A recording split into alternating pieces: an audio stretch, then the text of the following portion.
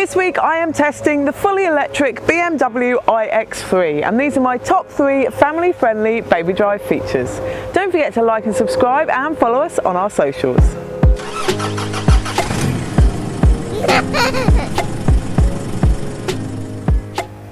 Number 1 is you can fit 3 infra-secure child seats across the back seats of the iX3. I've got the Achieve More and the Attain More and the versatile folding booster seat.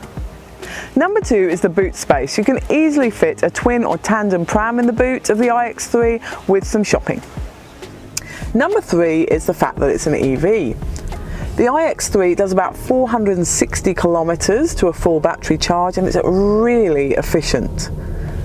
It's made in China, this car, and it's a really lovely EV to drive. It's got a really tight turning circle, and it's really nice and easy to park in school and supermarket car parks. I've really enjoyed driving the iX3 this week with my family. To see the full review, go to BabyDrive.com.au.